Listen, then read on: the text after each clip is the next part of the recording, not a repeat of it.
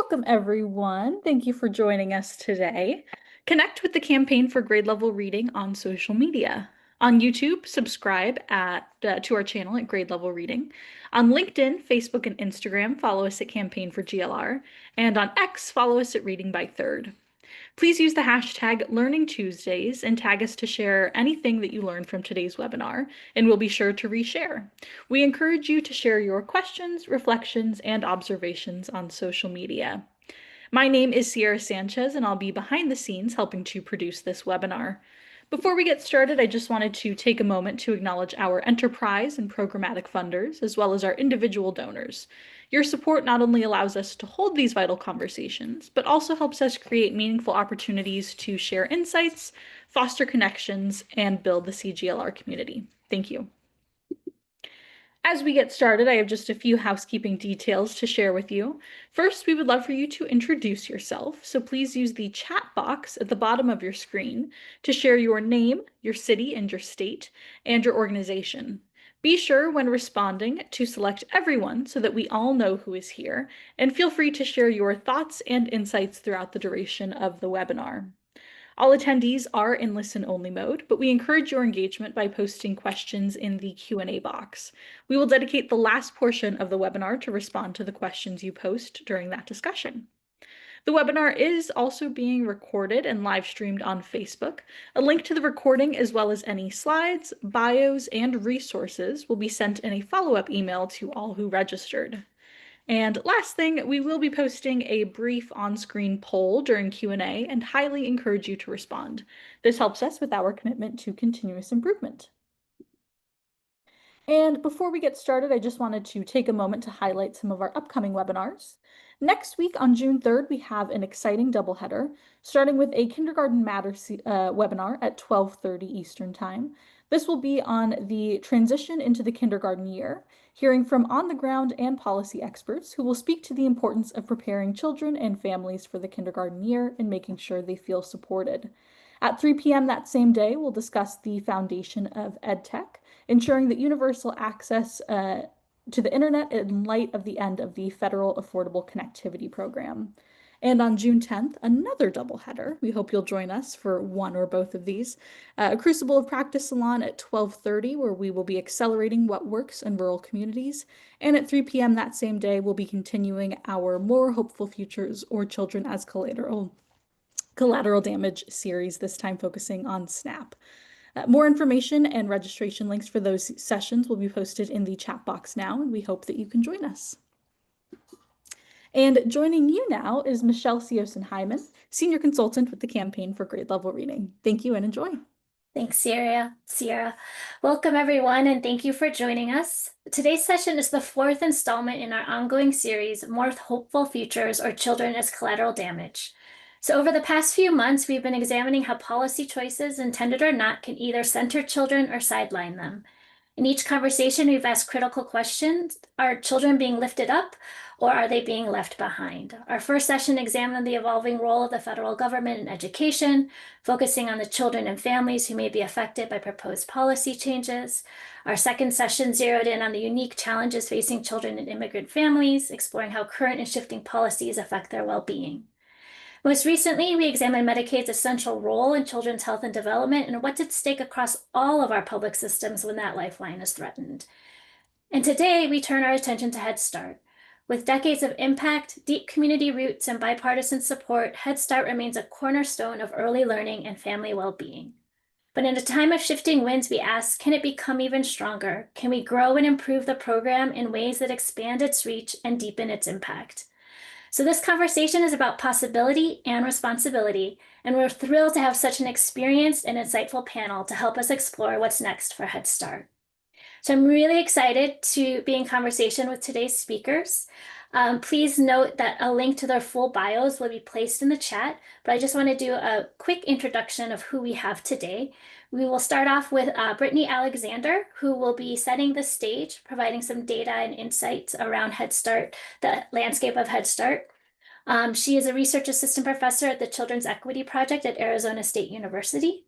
After she sets the stage for us, we will have our first panel with two former directors of the Office of Head Start, And that would be Bernadine Futrell and Kari Garvin. Our second panel will really hone in on looking at state and regional and special population perspectives around Head Start. And we will be joined by Lori Ferris, who is Executive Director at Iowa Head Start Association, Cleo Rodriguez, Executive Director at the National Migrant and Seasonal Head Start Association, and Cynthia Yao, former Regional Program Director of Region 9 Office of Head Start. And so now I'm really excited to introduce to you our moderator for today, Tammy Mann, President and CEO of the Campagna Center. So Dr. Tammy Mann has worked at the intersection of research, practice, and policy in early care and education for more than 3 decades. Since 2011, she has served as president and CEO of the Campagna Center, a community-based nonprofit that equips over 2,000 children and families with a comprehensive set of tools they need to thrive. Head Start, as well as state and local resources, are leveraged to support Campagna's early care and education services. She is actively involved in several initiatives aimed at improving access to early care and education opportunities across her community and the Commonwealth of Virginia. Thank you, Tammy, for joining us. We're thrilled to have you. And she'll provide some context for today's session. Thank you so much, Michelle. I really appreciate having an opportunity to be here and focus on a topic that is certainly near and dear to my heart. Tammy, sorry to interrupt. I think your camera might be off and we want to make sure we see it. There we go. Thank you. There we go. Sorry about that.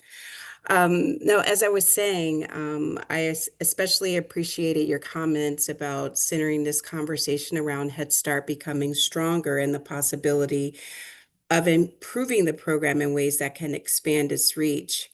I certainly believe, even in a time of challenge and uncertainty, that it is possible to envision a future where Head Start can thrive. For 60 years, the program has served as a national model, not just in terms of transforming the landscape of preschool education, but also inspiring change regarding the need for high quality infant and toddler programs with the creation of Early Head Start 30 years ago. Head Start has meant so much to so many children and families across generations. It's not just a program, it's a community and a national asset. When there was a crisis in our community, Head Start was there. And I remember that in a very powerful way when we lived through COVID several years ago. Numerous activities are underway in communities across the country as Head Start marks 60 years of service. Thanks to the leadership and the investment of certainly our elected officials and the work that the National Head Start Association has been doing. We know they've been focusing on raising awareness and mobilizing the Head Start community as we make the case for why Head Start remains relevant and critical to our efforts to ensure that economically under-resourced families have access to Head Start as they strive to give their children an opportunity for a strong start in life on the road to entering school ready to learn. We have an opportunity to build on and amplify the great work already happening across the Head Start ecosystem. And today's session is all about possibility, improvement, and impact. Yes, it is true that Head Start as a future national treasure is not a certainty. We are not out of the woods, but have reason to be hopeful that Congress will act in the best interest of millions of families who are relying on Head Start as their passport to opportunity. Today, we want to be intentional and focus on having forward-looking conversations focused on strengthening and evolving the program, not defending its existence, but that Head Start's future strength depends upon smart policies, best practices, and a deep commitment to ongoing innovation. Before we delve into these issues, I am pleased to welcome Brittany Alexander, Research Assistant Professor at the Children's Equity Project at Arizona State, to the screen. And Brittany's going to kick off our time together today by sharing current data on the impact and reach of Head Start across the country. So welcome, Brittany. Thank you so much, Tammy. So I'm Brittany Alexander. Thanks for being here today. I'm going to lead us through a conversation on Head Start data and the current environment. And my research focuses on early childhood quality and also on hope. So I'm really looking forward to this conversation today. All right. So I'm going to be focusing in on data from 2 of the Children's Equity Project's most recent reports. And I'm actually going to drop the links in the chat here so that you can check those out if you want more details. And I wanted to quickly thank my co-authors for their leadership and expertise that they shared in these reports as well. Okay, so let's begin. We have decades of research on Head Start, and since 1965, when it was founded, it served more than 37 million children. And this participation has benefits for children, their families, and even the next generation. Children in Head Start show greater gains in cognitive, language, and social and emotional development by the time they enter kindergarten, and these benefits extend over time. So Head Start participants tend to have higher high school graduation rates, are more likely to attend and complete college, and they experience additional long-term positive benefits. And this is particularly true when Head Start is followed by high quality and well-resourced educational experiences in elementary school and beyond. Head Start also positively impacts parents. It's been shown to improve positive parenting interactions, has led to higher educational attainment for parents, and then increased participation in work and school. And recent studies have even shown benefits extend to the next generation. So this includes things like higher education levels, fewer teen pregnancies, and reduced involvement in the criminal justice system. But I want to highlight here that research has shown these benefits only for high quality contexts like Head Start. So that's why it's really critical. Slide, please. Perfect. So let's get into the data. All right, so this slide shows a really stark reality.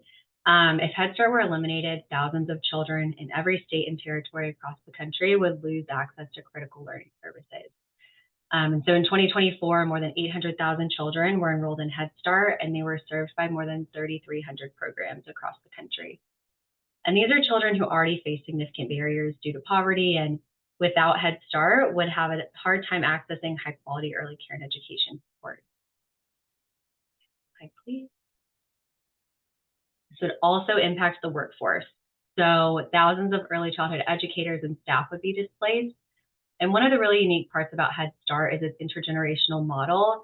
And so 23% of Head Start staff last year were parents of Head Start children. So this would have a huge impact.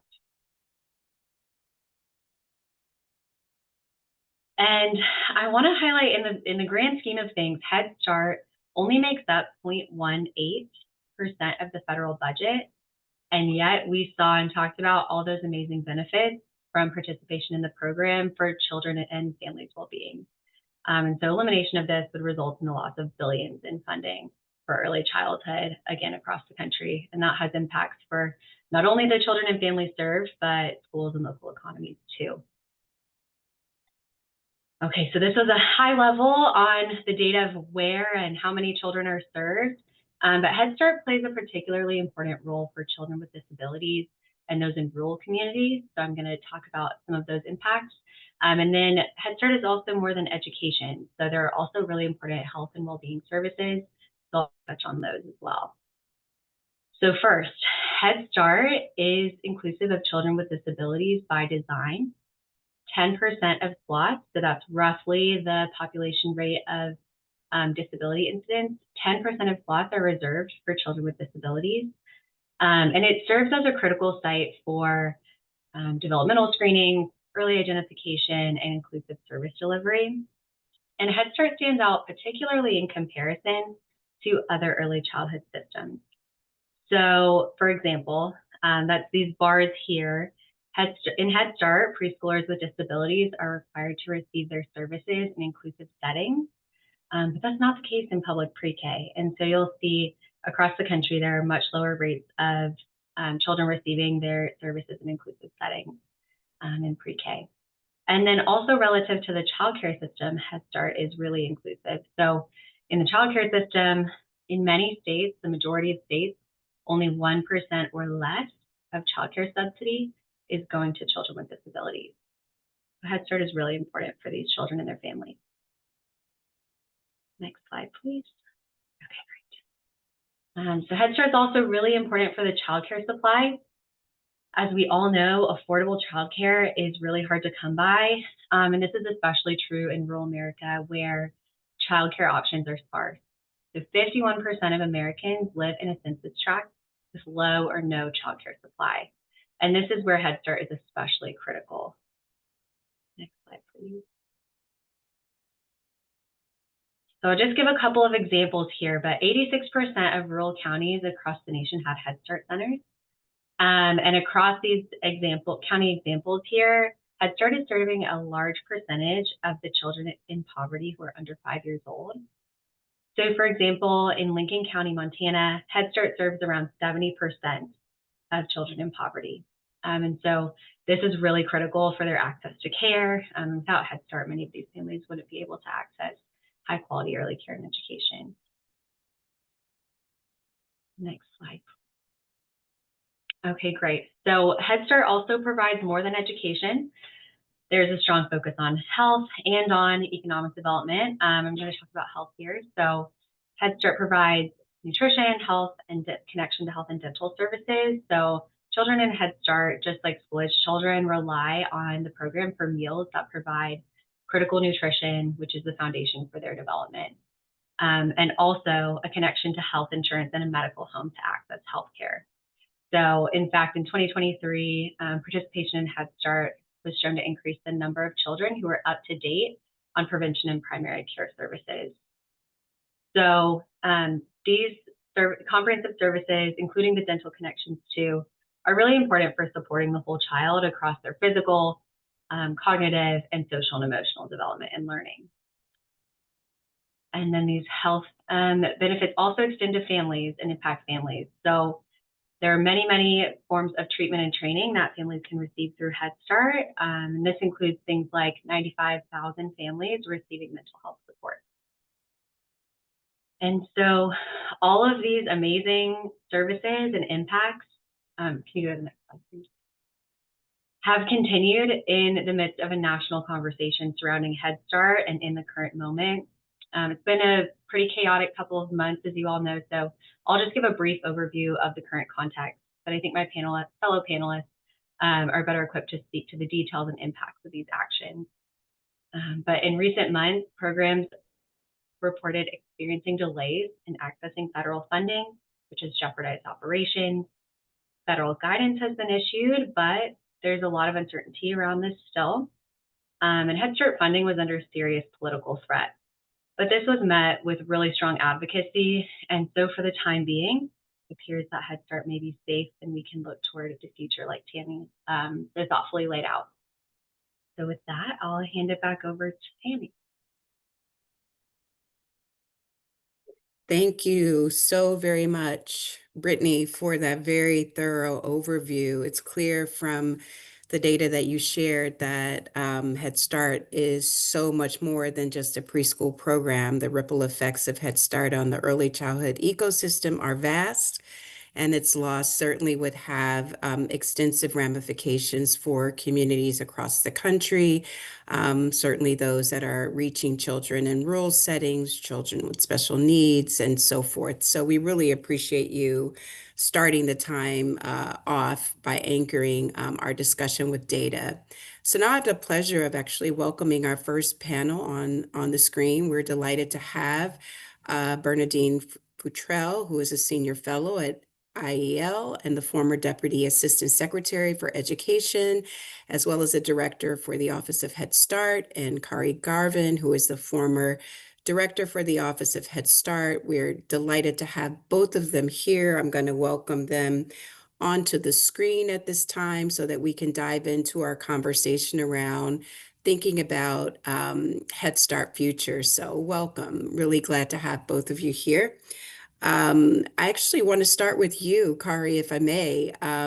We know that last year, Head Start weathered threats to funding cuts, shifting priorities, and policy changes that have created real challenges for programs on the ground. And we know we're not out of the woods yet, but I am curious, how are you thinking about opportunities to strengthen and grow Head Start, even amid some of the uncertainty that the program has recently experienced?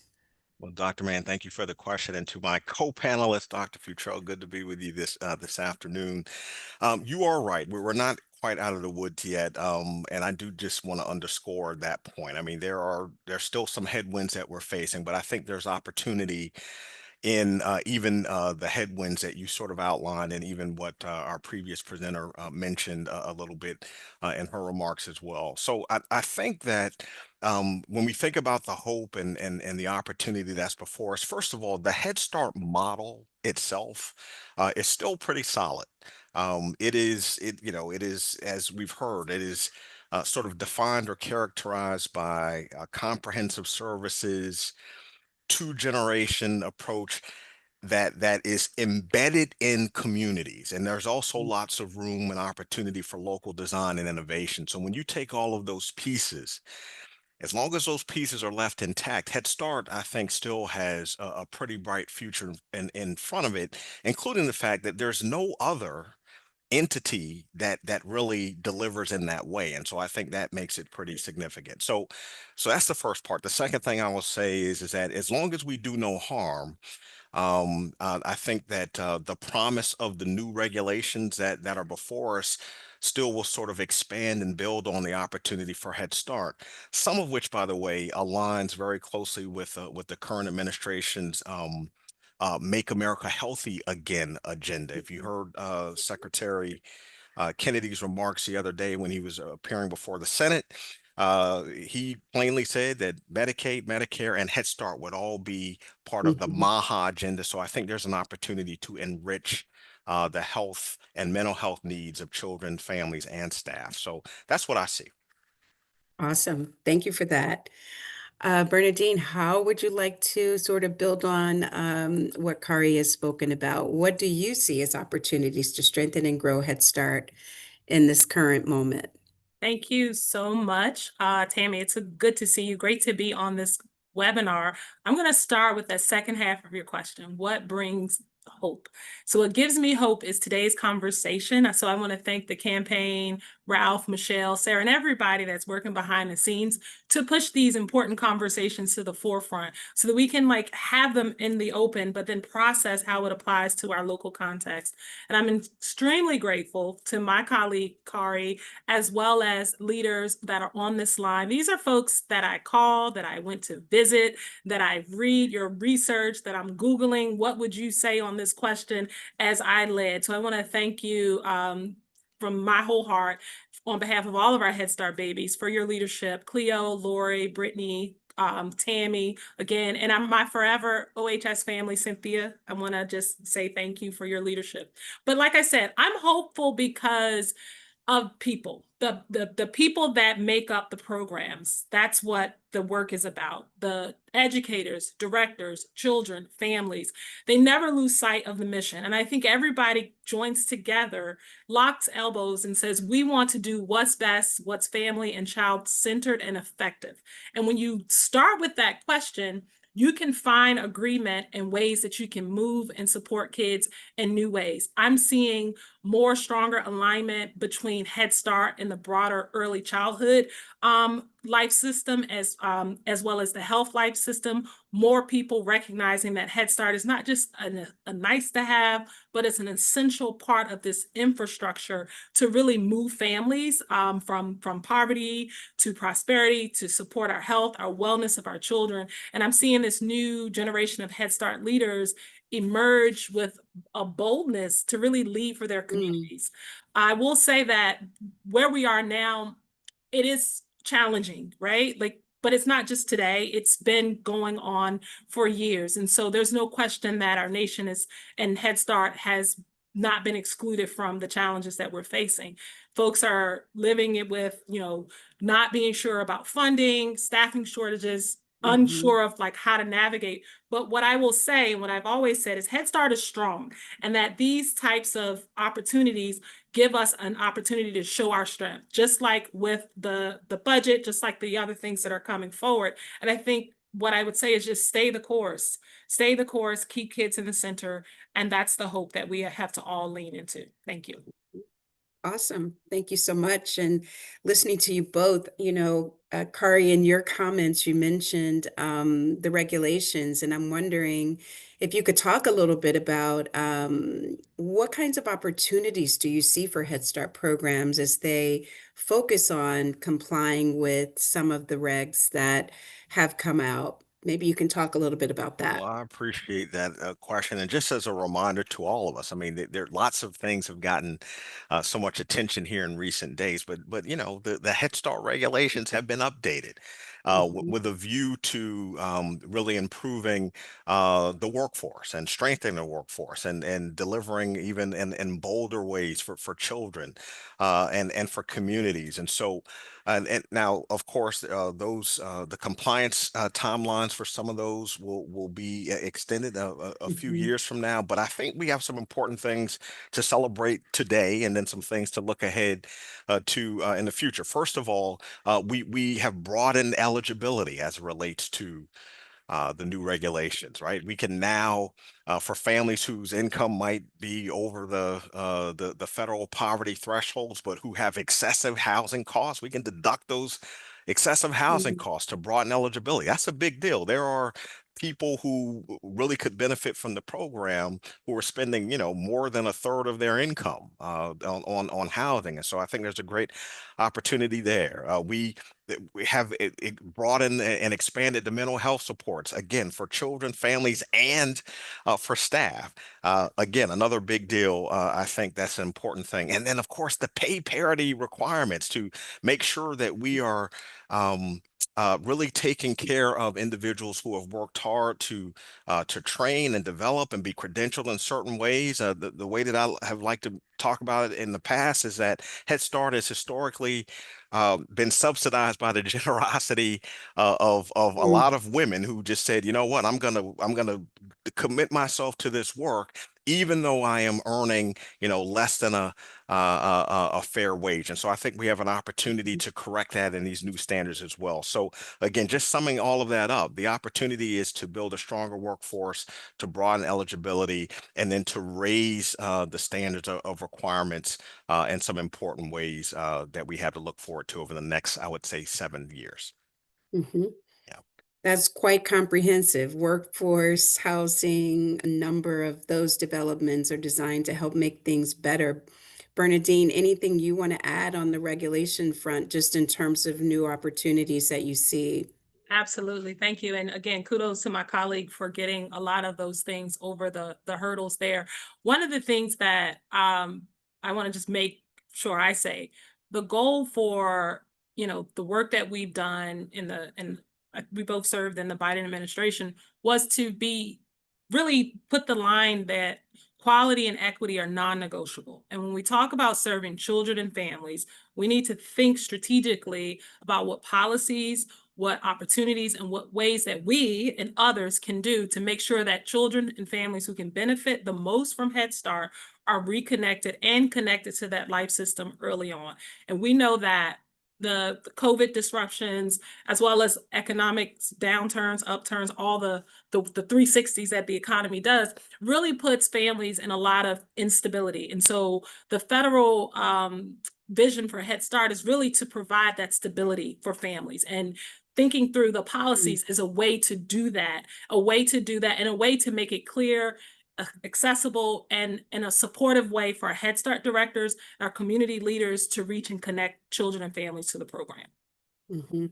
Awesome. And you started to talk a little bit about just the federal leadership. I'm wondering if you could talk about just the tension that's often involved in balancing both consistency and accountability with the need for local innovation and responsiveness. I mean, Head Start as a federal to local program. Talk a little bit about, how you see that particular tension being managed today. Thanks for the question. I don't see it as attention. I see it as a superpower of Head Start. Head Mm. Start is federal to local because we know that solutions, innovation, all of that is local, right? And so if we can provide the resources and direct them in a way that the local community, the local directors, parents, family service workers can lift up strategies, and then we then follow their lead. And so that's how I see the relationship of Head Start being federal to local. There are three things that we really focused on as a part of the Biden-Harris administration, but a part of overall, I would say, for education in general, because I know Head Start is my forever heart, but I'm thinking about the full K-12, P through 12 educational life system. And there were three main things that needed to happen that are really allowing Head Start to be stable. One is the recovery and response, not just to COVID, but as I mentioned, all of the wins and instability that happens. Our number one goal should always be reconnecting children and families.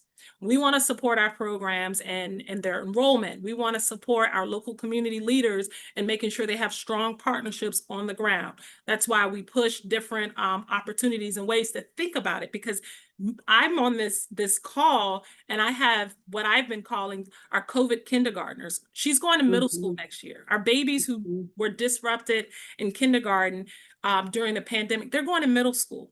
What pivot have we made, and how can we then replicate that at a national scale? That's why it's important to have your ear to the ground to find out what's happening locally so it can push the narrative at the federal level. The second part, and my colleague mentioned this, is really supporting our workforce, really supporting workforce support and compensation. So mental health, mental wellness, but also compensation, making sure that this work that we value is also showing the people who do this work that they are also valued. So doing a lot of work there, and that's across the spectrum. Head Start has had a history of bipartisan support. Everyone understands it, gets it, and that's what I love about the program. And the work around addressing the workforce shortages is something we all can get behind, because we want our communities to be strong. So we want to make sure those who are going to work every day have wages that allow them to do the things that they are called to do. And then the final point is around eligibility. You're going to hear me say this anytime I get an opportunity to talk about Head Start, early childhood education.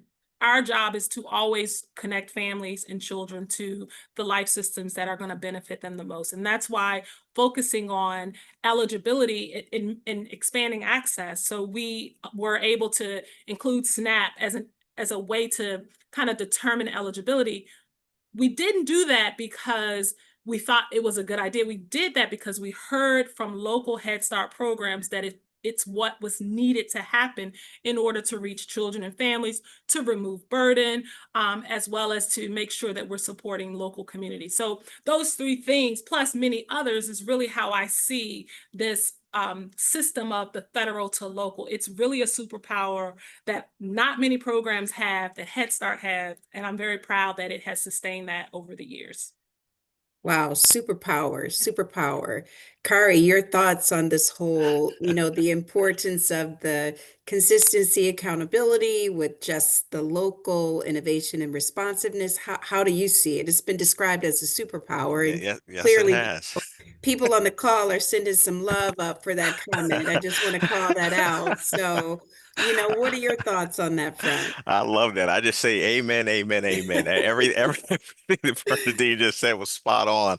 I don't have a lot more to add. I will add just one point, but really and truly, I think she really nailed it with sort of calling out that unique aspect of Head Start being federal to local, and the opportunities that come with that. But I do want to point out, you ask about kind of kind of how can the Head Start community, of course, with support from the federal leadership, kind of balance consistency with accountability. And again, I don't think those things are mutually exclusive. I think you can have consistency, but also accountability and innovation at the same time. Let me just remind us, there are over 800 regulations. That's in addition to just the statutes that Congress has written for the program. There are there's lots of legal opportunity for consistency, right? We have a lot of laws and regulations. But I also want to remind us that within that, people heard me say this a lot when I was OHS director, but I did it not to be clever, but to remind us of something that's important about the way Head Start is structured.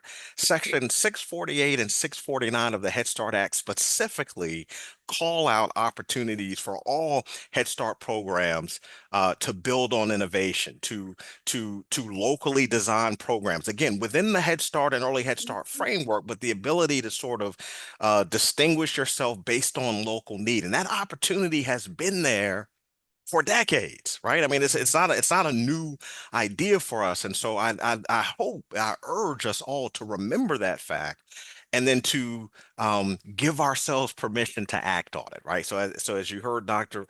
Futrell talk about, for example, the regulatory change to make SNAP one of the a criterion of eligibility for the program. And she said, look, we didn't do that because we thought we were clever. We did it in response to what we heard from the field. And that's precisely the point. So I think that if we really take the time to really understand what the local need is in our communities, and then be bold, and give ourselves permission to then design something to meet that unique need, I think we can create some things even more special than what we already have. Boldness. Love it. Bernadine, let's talk about some realistic opportunities for investment or reform that could elevate Head Start's role in the broader early childhood ecosystem over the next 5 to 10 years. So, what are some barriers that we still need to face head on? Thank you. I'd offer three. And the first, you guys have heard me say this, I'll keep saying it. We need to modernize how we fund our early childhood programs. We need to understand how Head Start integrates and connects and blends and braids. That's the language we use, but reimagining these financing and funding models. And one realistic investment opportunity is to leverage the different federal funds. While I was at the Department of Education, we issued guidance on how to use Title I dollars to expand Head Start services, or to be a part of the full system of planning that a school district may have around their early childhood programs. But also in our discretionary grant programs, we added priority points where you could, think differently about how you might do a standard discretionary grant by giving you priority points if you include Head Start or early childhood programs. And so my experience in leading at Ed as well as HHS is working with the local Head Start programs is that cross-agency collaboration. When we get it right, our kids win. And so we need to be thinking about how we do that with the financial resources. And I would say every state should have, and every community, every county should have a kitchen table of people saying, okay, I have this role when it comes to funding services for children. I have this role, and let's think about how we can blend and braid so we can do more with what we have. The second is expanding a workforce development and pipelines. We need to think about investing in our people. Like, bottom line, healthy leaders lead healthy organizations. If we want to have healthy, strong, vibrant Head Start programs, school classrooms, you name it, we need the people to be able to be supported with bold state and federal partnerships that help develop and support, that help create pathways to credentials, that help find out ways to get to that pay parity, to think about how we can do this in our communities. And we really need to be honest and double down on that. And I would also say to prioritize our leaders that are in the areas, in the communities where we serve, our leaders of color, our leaders who may be multilingual, our leaders who are bringing different assets to this life system that we want to strengthen. So we need to think about how we do that. And one of the things we did in our final few hours at the Department of Education is we released some guidance around around educator diversity, which really aligns with meeting the needs of students and families and communities in your local school. So figuring out what resources do you already have that you can use to do that. And then the final point is leveraging Head Start as an anchor for our place-based strategies, our full service community school strategy. Head Start is a foundation. When I got to Ed, the first thing I said was, full service community school, that's Head Start all day. And I saw a lot of people from Baltimore on the chat. So good to see you all. But I think about that model, like how do we support? And so Head Start can be a part of that, building it off, because a lot of communities already have it. And what we're doing here at the Institute for Educational Leadership, we're actually in Minnesota for our national conference, but we launched a national commission on place-based strategies that really allows people to come to the table and think about how do we take these catalytic opportunities in schools like Head Start and really move to support more kids and families. And then the final thing I'll say, back to the main point, you said barriers. There might be a whole lot, but one is just how we fragment our services. We've talked about that. Everybody's trying to figure that out, but we can never lose sight of the need to have coordinated leadership at state and local levels when it comes to our kids.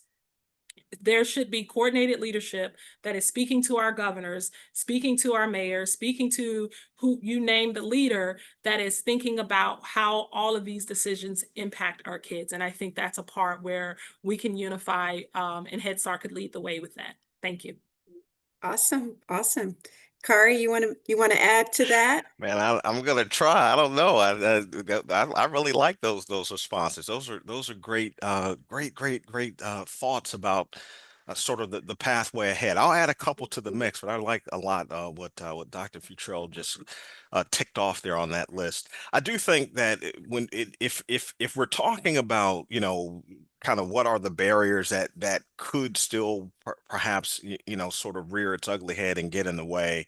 I would I would point to number one. Head Start has historically um, uh, had an operational design where it intentionally it was intended and is intended to work within the fabric of communities and without competing. And so I think holding on to that ideal and making sure that Head Start programs aren't competing with what's there, but really working within the fabric of the ecosystem that exists. In some cases, Head Start even drives or the ecosystem, but doesn't intend to consume it. And I think if Head Start continues to work in that mindset and with that approach, I think we'll have success and that will help head off some things.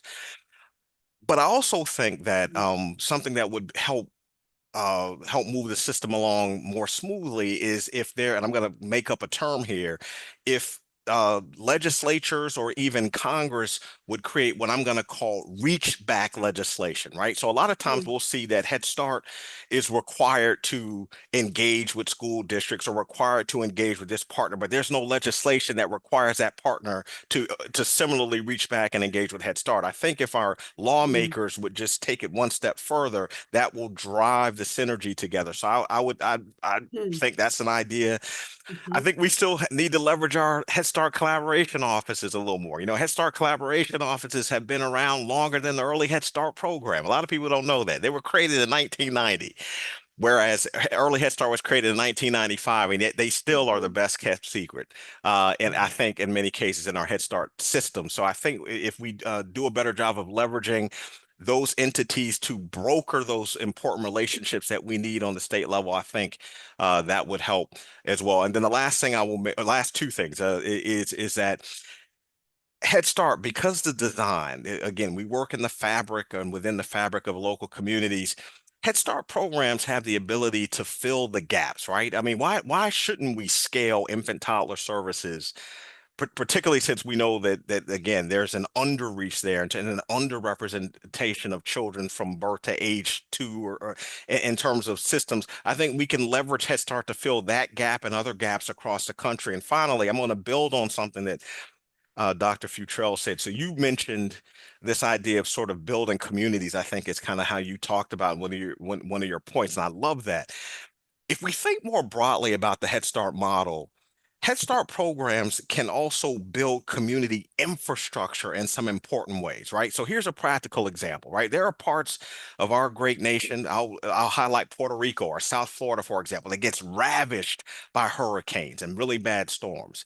And so what happens is that there's an opportunity, and I've actually seen this play out, where the Head Start grantee in that service area their center got ravished. They go to rebuild. They use the Head Start investment to rebuild. And now they rebuild not just a center, but now what becomes sort of a community hub, so that now when the next storm comes, Head Start families have a place that they can go for shelter, safety, showering, food service, all of that. And so again, that's really sort of changing the infrastructure of an entire community and thinking about Head Start more broadly. So I think these are the opportunities ahead of us as we look to some of the headwinds that we might face. And I'll end it there. Thank you. Wow, you guys have both given some incredible insights about both, thinking about the future of Head Start and where we might want to double down as we, try to make certain that the program continues to not just stay relevant, but be on the cutting edge of really pushing for change in communities. And so I want to thank you. We're definitely going to come back to you as we continue our conversation this afternoon, but I am going to now invite our panelists who are going to join us for the second phase of our discussion. We have, as was indicated earlier, Cleo Rodriguez, who is the Executive Director of the National Migrant and Seasonal Head Start Association with us.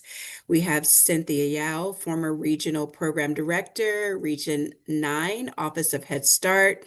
And we have Lori Ferris, who is the Executive Director of the Iowa Head Start Association. And I want to thank each of you for being here. And of course, we just came off a panel with a lot of incredibly, creative ideas and thoughts about Head Start and what Head Start might want to imagine as it sort of thinks about the future. And I want to invite you all to engage. You're on the ground, you're a lot closer to the action, and I want to provide an opportunity for you to get involved in this discussion. And I'm going to start with Cleo. And I'm wondering, Cleo, if you can share a success story that illustrates the long-term impact of Head Start from your perspective, given the work that you've been doing with Migrant and Seasonal Head Start.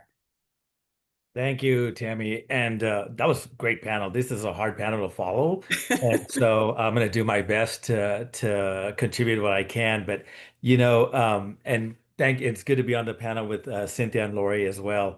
And, when you think about a story or one particular story, it's really hard to focus on one particular story because there's just so many success stories that exist out there. And what I'm encouraged by is, number one, that we're starting to really tap into the idea that we should be collecting this data and collecting these stories, because the stories become so rich to providing a framework to advocate on behalf of Head Start. And so it really is hard to focus on one story. But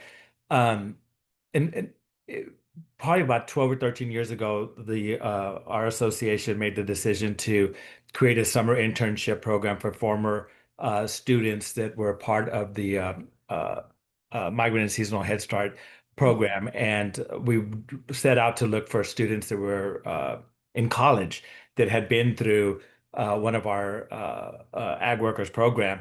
And we found them, and we found them successfully. And what it demonstrated to us was that, and especially when you talk about families, agriculture families who not only are eligible for Head Start, but then they have the added layer of having worked in agriculture and the many challenges that come with that. And so when you get a student that is in college, you've got to know that this is a extremely resilient child or a student that has been through a lot, that has overcome obstacles and changes and moves and all of these things that occur because of the agriculture lifestyle. And so when they get to college, you've got a pretty strong student here. And it's just been probably one of the richest parts of my career is to work with these former students that were part of our ag workers programs, Head Start programs, as 0, 1, 2, 3, and 4 years old, and just watching them understand the contribution that Head Start made to their family, not only to them, but to their family, and the foundation that it set for them in terms of this long-term foundation that it set for them and their family for success. And to watch them be so committed, and not only to be driven by I'm going to major in political science, but I'm going to major in English and in Spanish and in political science with a minor in computer science. I mean, these really, really, really sophisticated, achieving students, and it's been really, really rich. And just today, I got a message from one of our former interns that I can't remember how old she is now, but she just opened up her own law firm, and was able to moved all over the place, all over the country with her family as an ag worker. Finally graduated from high school, graduated from college, and went to law school, worked several years, and now just opened up her own law firm. And these are just tiny tip of the icebergs of the success that we've seen in so many students, and that's across the board. I think we can all, yourself, Tammy, you've been there long enough now that I'm sure you can go back and say, okay, this is a scholar student that's getting ready to do these amazing things, and they're out there. And the smart thing for us to do is to be collecting those stories, because what we've realized is, of all the students that we've had over the summer, the incredible advocacy and the incredible voice that they lend when we go to Capitol Hill and we take a parent voice and an alumni voice and a programmatic voice and a community partner voice. This is a strong Yeah. quad of folks that can speak about the value of Head Start. Oh, thank you so much for that. Head Start stays with you, and clearly to have young people coming back after having been a part of the program, it's remarkable. Very, very important. Lori, what about you? I'm sure given the work that you've been involved in Head Start, you likely also have probably too many stories to share, but curious about your thoughts from, your perspective. What are you seeing? Thanks, Tammy. I just want to start by saying how excited I am to be part of this important conversation. And I want to echo what Cleo just shared in lifting up these stories, these success stories. It doesn't cost us a dime to start sharing more stories. And I encourage everyone that is joining us today to really think about a story so you're prepared to share. Come up with that elevator speech and really start sharing and taking advantage of that. So as a previous program director, like Cleo, we have hundreds of success stories, but I have a special one I'd like to share. My previous agency, the CFO, shared with me that she was a previous Head Start student in the 1970s. And later, she went on to have 2 children, and her 2 children were enrolled in Head Start. And during that intake process, when she was enrolling her children, her family service worker sat there and started preparing and going through setting some goals with her and offering to help connect her to get signed up for some college courses. So she later was able to complete her bachelor's degree in accounting. And she went on to fill just many important roles in her community action agency. And she touched so many families and really helped them succeed. And I'm happy to say that both of her children also went on to get college degrees, and one even served in the military for 7 years. This story just beautifully supports and illustrates the successful multi-generational impact that Head Start has had over the past 60 years. Head Start not only invests in the child, but the family, and we all know that. And it really leads to stronger, more lasting, successful outcomes. We build on that foundation for success, and it really spans over multiple generations. So as we work to break that cycle of poverty and trauma, it really it starts with supporting and empowering the entire family. And so again, I just really encourage everyone to think of a story so you're prepared and start sharing. So just happy to always be able to share. Yes. Well, thank you so much, Lori. Clearly, there is no shortage of ways that we can talk about lifting up the impact of this program. And Cynthia, I'm wondering, as a former regional administrator, surely you must have had an opportunity to witness or see many programs in action. I'm wondering if you could really talk specifically. I was really excited to hear Kari talk about early Head Start, which really shouldn't be Head Start's best kept secret. But I'm hoping you can, shed some light on talking about what you're seeing in terms of early Head Start and some of the exciting innovations that are happening within that program. Thank you, Tammy. And like Lori, I want to start off by saying thank you to the campaign for grade level reading for inviting us to be on this panel today and for raising the awareness of Head Start, and to our formal panelists, Dr. Futrell and Kari, for speaking on their perspective. I will say, before I answer the question about early Head Start, that I'm really thrilled to be here because my success story that I want to share out first is that I actually was a Head Start child. And I grew up in San Francisco with my mom and my two sisters, and all three of us are all products of Head Start. And so everybody who knows me knows that Head Start is very dear to my heart. And, having come a long way in this journey, I will always and continue to fight for and advocate for strengthening our Head Start programs across the nation. Now, when it comes to early Head Start, I will say we know across the nation, half of Americans are living in childcare deserts, and there's a huge need for infant toddler services. There's a high demand for it. It's very costly. We also know that, as was mentioned earlier, that we are in a workforce crisis when it comes to early childhood.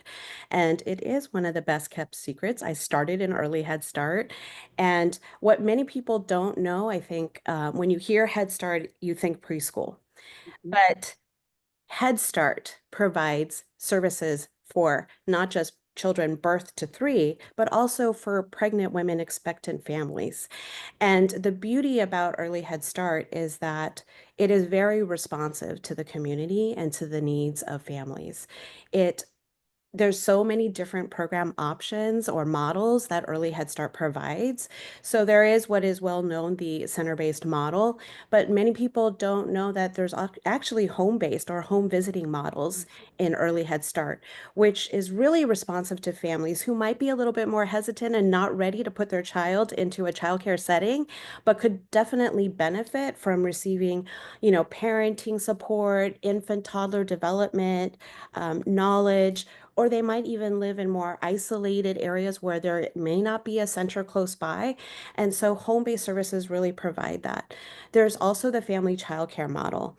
And I see Cleo nodding, but we know that this came out of migrant seasonal, but the family childcare model is such a beautiful program in that it does support small business owners who are family childcare providers who live in the communities where our families also reside.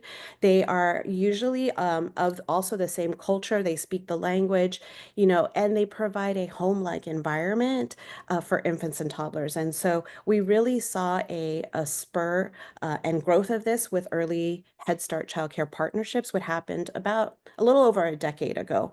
And that was additional federal investments into infant and toddler care, but raising up that Head Start provides quality services with our regulations. It was an opportunity where federal funds were granted to recipients who could then expand out into more infant toddler care, maybe even family child care, but also partner with other organizations to help build their quality. This is early Head Start services, Head Start services. Let's bring all these other childcare providers and options up to this quality so that more children could benefit from those services.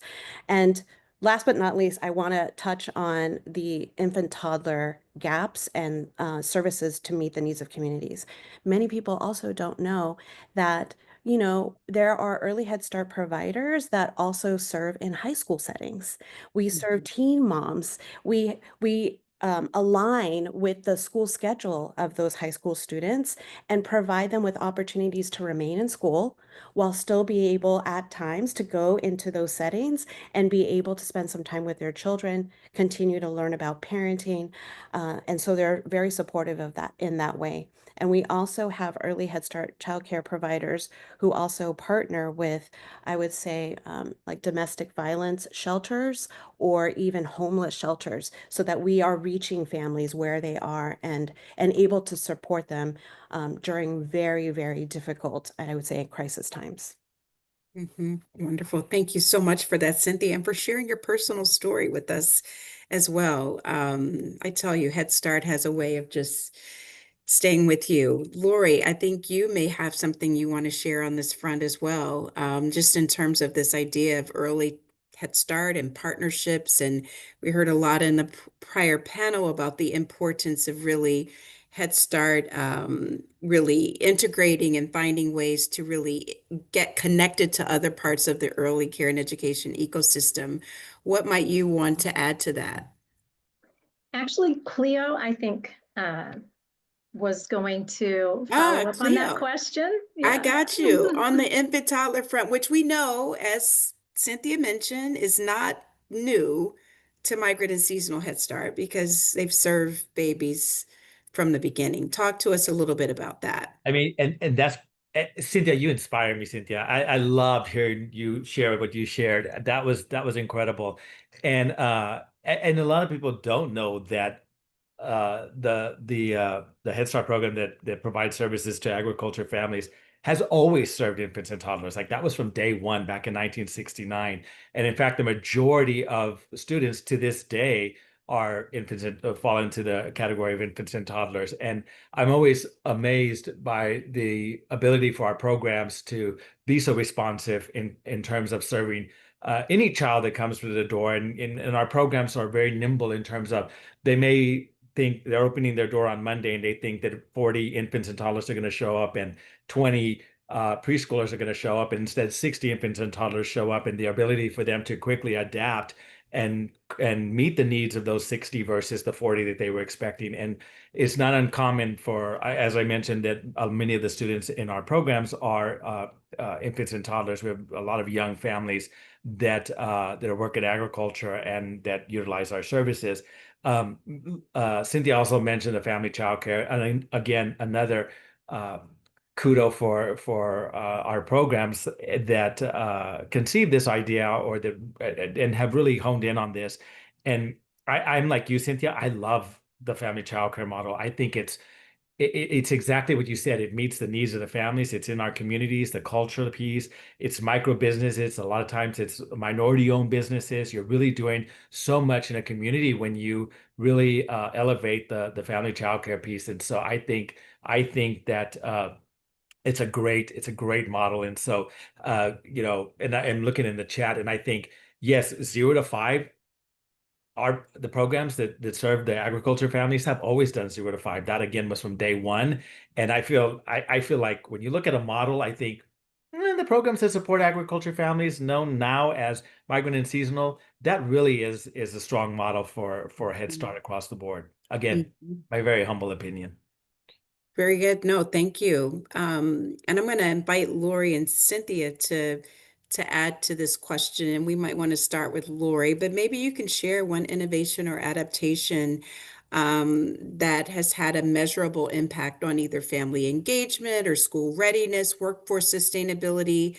Talk with us a little bit about one of those areas that you've seen in your own work that are worth lifting up at this time. And then we'll come to Cynthia. Thank you, Tammy. I feel like we're fairly innovative in the state of Iowa, and one program that we developed within the past 2 years is our mentor program to help support workforce sustainability and job satisfaction. So as new leaders come into the program, new program directors, new specialists, often, it can be challenging to find that key person that is able to train you sufficiently. And So as part of the onboarding process, we connect those new leaders and specialists with a like-minded staff member from another program in our state. And it really has worked out very nice. The mentor and the mentee, in the end, really both benefit from that relationship. They support that the mentor often supports that mentee by providing resources.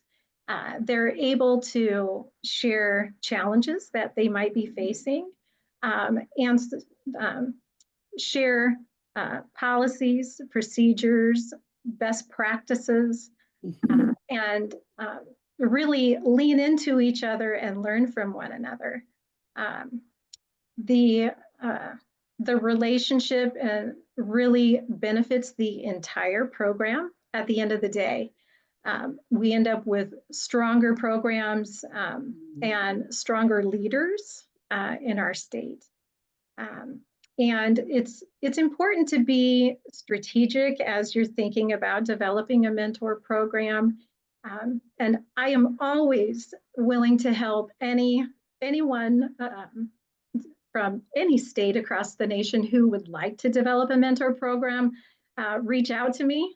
I am happy to work with you to develop that program.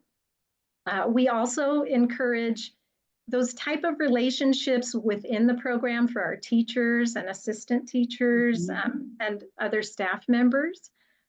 It's important for them also to have that ability to connect with someone and feel kind of within that protected environment to be able to ask those questions that maybe they're not comfortable just asking anyone. So again, that's just one way that we have addressed that workforce sustainability and supporting onboarding in our state. So just excited to be of help if I can do that in the future with it.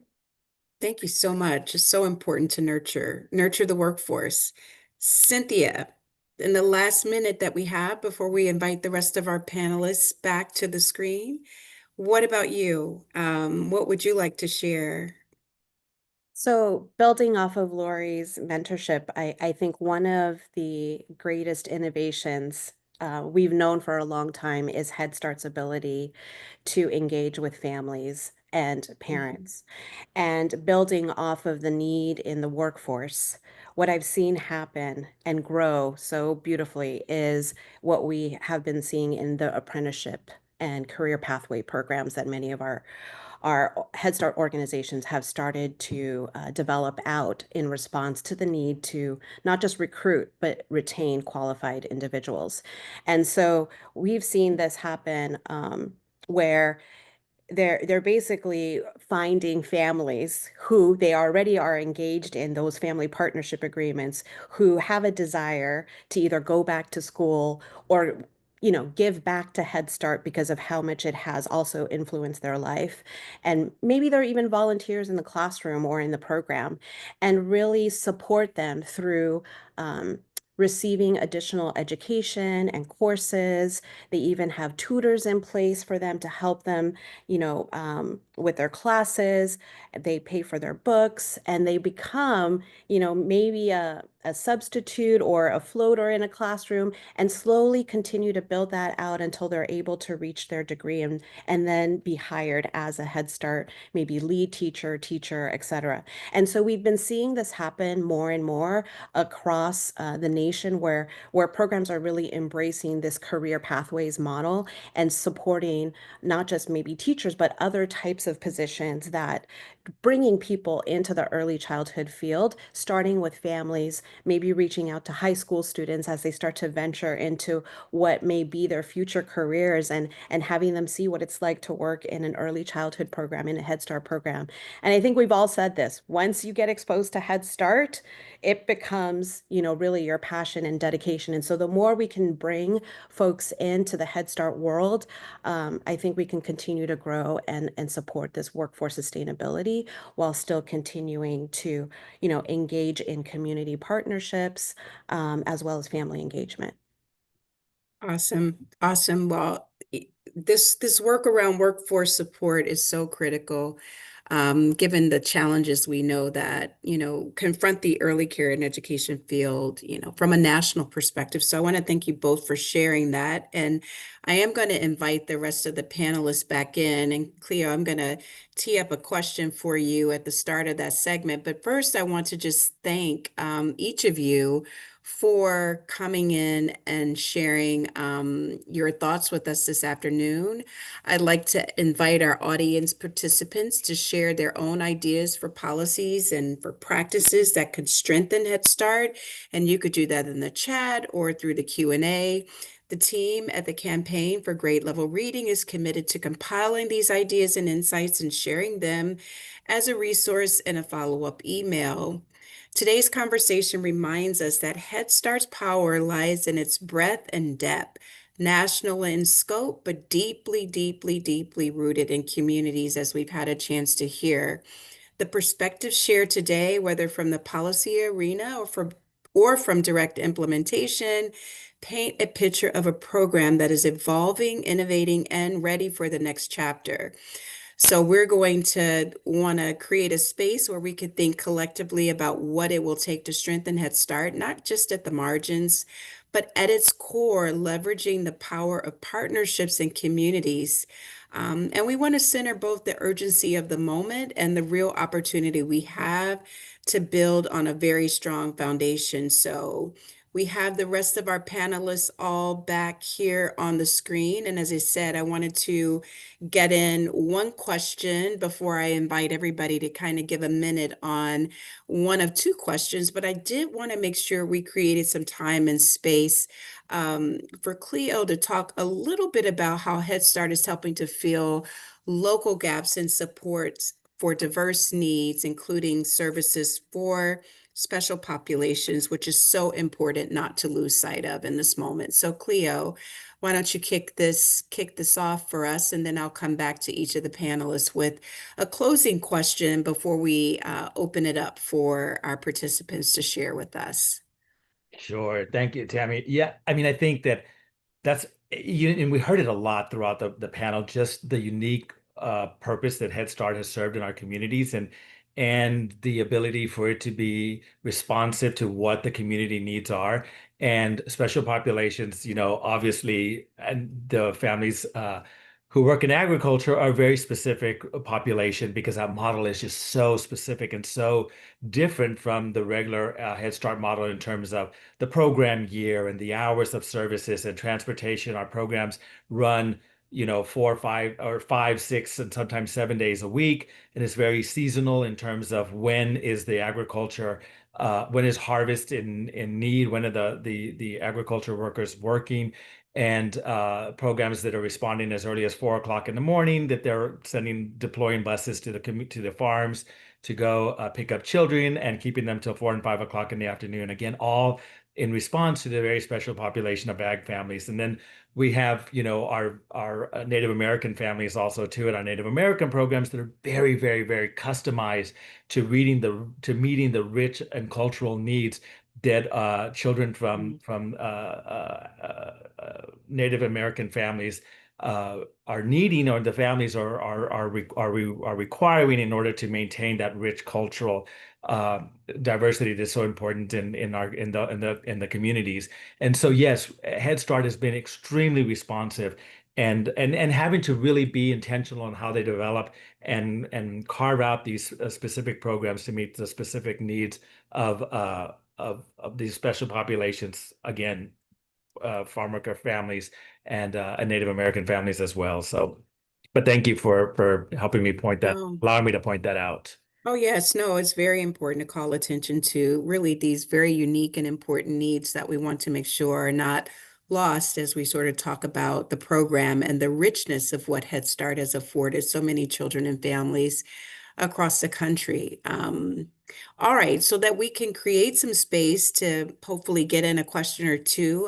The audience has been very active on the chat, but I did want to pose one final question and invite our panelists to sort of pick which of the two speaks most to you at this moment. What gives you hope that the Head Start community and its champions can turn today's ideas into tomorrow's action? So what's giving you hope about that? Or what's the one step that can be taken, and this can be taken either at the national, state, or local level, that you believe would most meaningfully strengthen Head Start's ability to deliver on its promise? So if you could, take 2 minutes and just share your thoughts on one of those two questions, that would be lovely. And I am going to call out, if that's okay, so that we don't lose time wondering who's going to speak next. I'm going to invite Dr. Futrell, if you want to kick us off and share something, and then I'll move as I see you all on my screen. Thank you. Absolutely. Again, thank you for moderating. Thank you to the campaign for hosting. And as always, the brilliant panel for giving me and all of us things to think about. I would say one thing is, how do we get a champion for children at every leadership table in every community? With the governors, mayors, you heard me say it before. I think that is an opportunity where Head Start can lead. We have the infrastructure in place in states through the collaboration office. And I think pushing that hard to say, whatever decision, we need to run it through what's best for kids, and let's look to Head Start as a model for those services, I think will get us a long way down the ramp of getting towards equity for every student. Wonderful. Thank you. Thank you. Cleo. I was making a couple of notes here. So I'm going to. What's your question? Which one are you going to respond to? The what gives me hope? Okay. One of the things that gives me hope is how resilient the Head Start community is, and how responsive it is. We're always constantly being challenged or being asked to respond to this and respond to that. I commonly say it's like, okay, chew gum. Okay, chew gum and touch your nose. Chew gum, touch your nose, and tap your feet. Chew gum, touch your nose, tap your feet, and pat your head. I mean, it's really and how the amazing ability that Head Start programs just respond and meet the needs that are being asked for, and with the hope that all of these requests and these needs are in order to better serve children and families. So what gives me hope is just how resilient we are, how focused we are, what a strong voice we have. We have an incredible voice, and when it's called upon, which it has recently, and it's going to continue to be called upon, how quickly we are to respond to that call, to share our stories, go back into the story sharing, and our data, the data that we have, the data that tells us, the successes that we're having, the stories that we have to say here. Not only do we have, quantifiable data, but we have the two words, you know what I'm saying. Qualitative, yes. Thank you. That we have numbers and we have stories, and using those numbers and the stories to tell our story, to say, this is what Head Start does. And so what gives me hope is that we're mobilizing, that we're focused, that we're resilient, and that we have these incredible stories that we can share to demonstrate what value Head Start has, not only to children and families, but in the community itself at large. Awesome. Thank you. Thank you. Brittany. Thanks so much. So I'll speak to the hope question as well. Much of my early research was on hope and thinking about how we can study hope and look at it from a scientific perspective. And a lot of times that work was focused on like personal strength. I think there's also collective hope, but I'll focus on personal for now. So, I think people who develop hope are not just optimistic that everything will work out. There's a critical awareness that's necessary about the flaws in the systems around you, and choosing to be hopeful anyway, even though that can be harder. So I think there's two main components of hope in the research. There's agency and pathways. And so agency is your belief in your own ability to achieve a future goal, and pathways is the ways to get there. So in the context of Head Start, I think it gives me hope that, we all have agency, and like Leo mentioned, that collective voice when we all put all of those together. And then the pathways. So if there's concerns at the federal level for things like fully funding the Head Start model to serve all eligible children, then we need to think of other pathways like state and local levels. I saw some examples of that in the chat. So yeah, that's what gives me hope. Is it's something that we can all develop and then bring together toward our collective future vision. Thank you for channeling the science of hope in our conversation. Kari. I will join in on the chorus with what gives hope. For me, we have had here in recent days, I think, a civics lesson about sort of how Head Start exists and all the factors that help it exist. And through that, what has emerged is this broad base of support. There's a real groundswell of support for the Head Start program, and that constituency is really pretty diverse. I mean, there are clearly families who have been part of the program who have their testimonials. There are staff, there are community members, there are educators and in the K-12 system and beyond who reflect on kind of their experiences, kind of working with children who have been and families who have been part of the Head Start program. And so what's important about that is that there's not one individual owner of the Head Start advocacy space. There are lots of people who are aligned with and connected to the program for many different reasons, and they all kind of have their own stories to tell. And I think that's an important thing for us. And then the second thing, and the last thing that sort of gives me hope as I think about this constituency is that there is a perspective out there.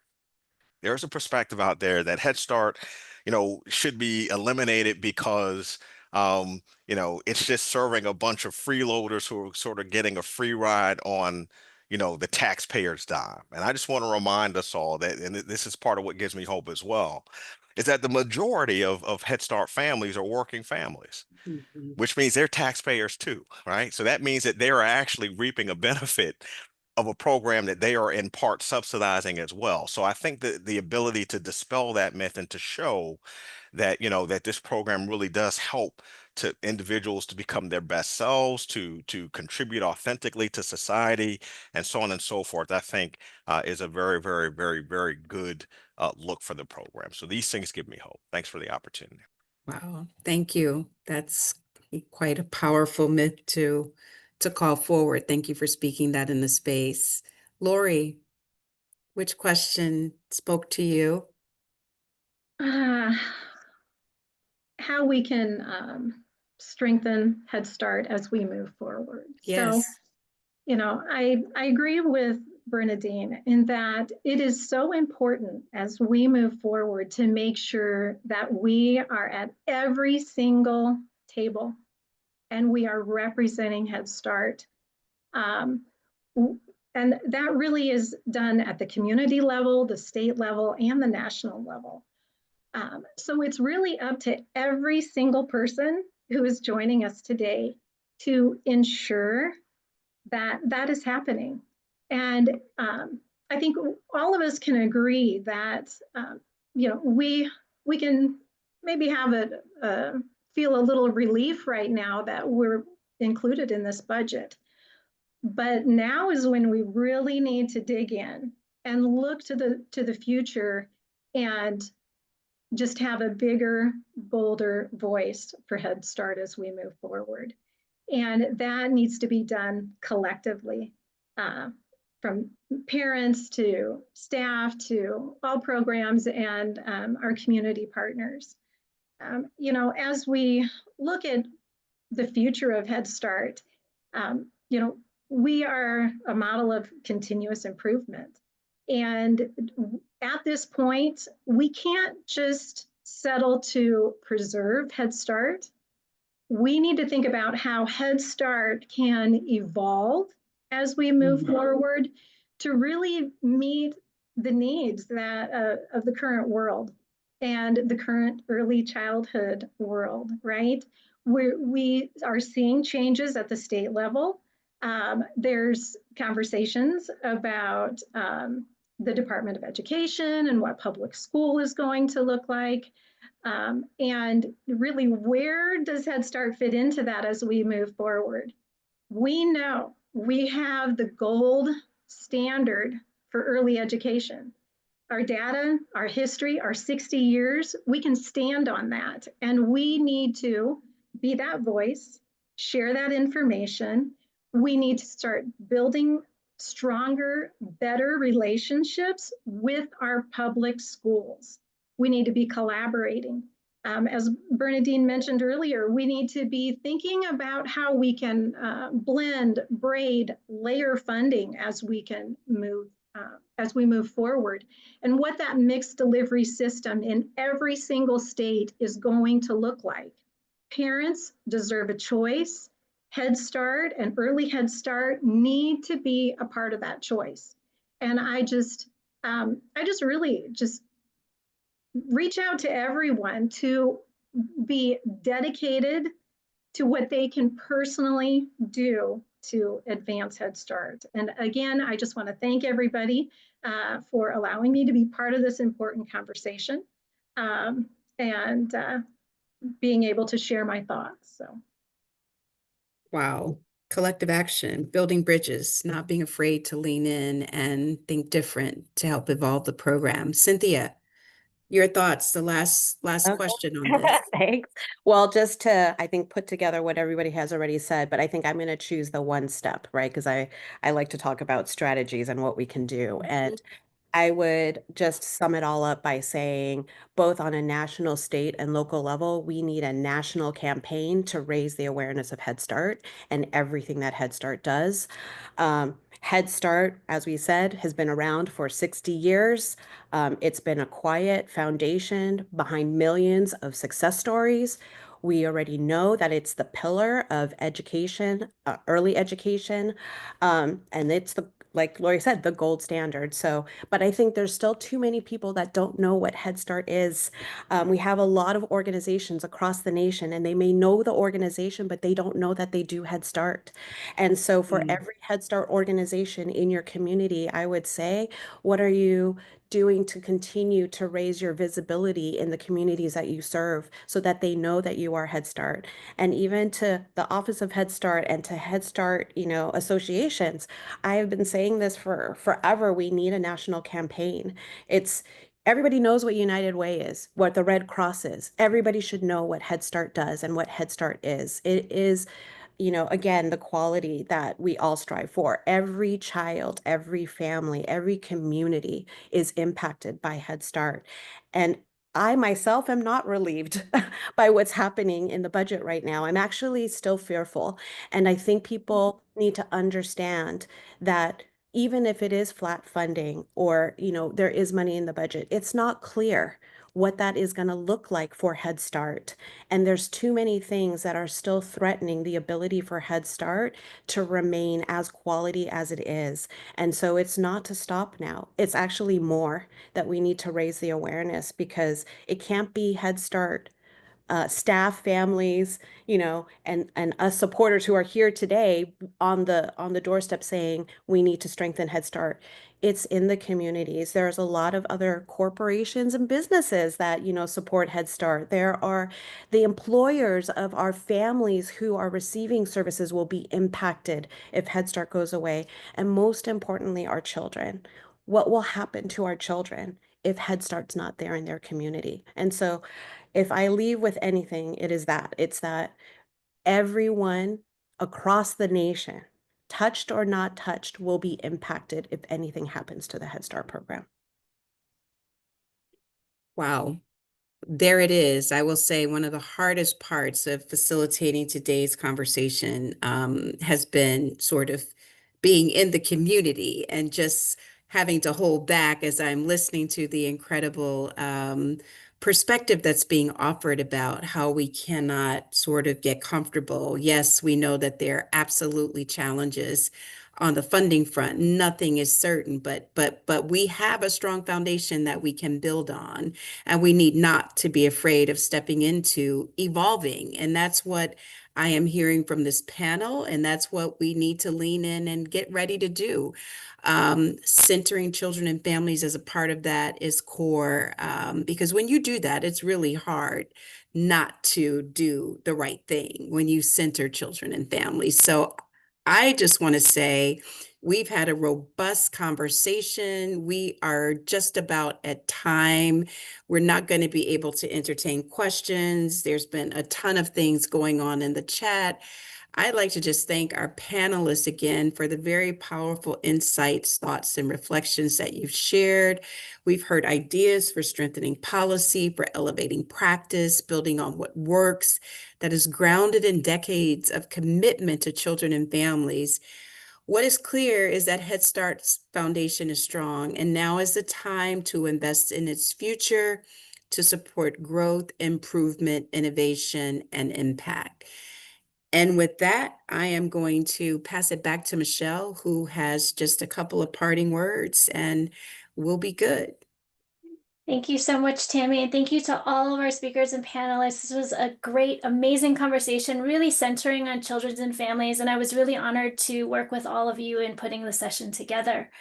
I just want to share with the audience that we will be compiling all of the ideas that have been shared in the Q&A and the chat box, and we know we didn't get to any of your questions, but we will answer the ones that we can also in our follow-up email to you all. So don't fear, we'll answer your questions and we'll share all of the ideas that have been shared.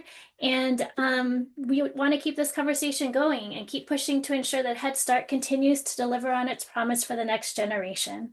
And so with that, I'll just wrap with just a quick view of what some of our upcoming Learning Tuesdays webinars are. Hope we'll see you again in the next few weeks.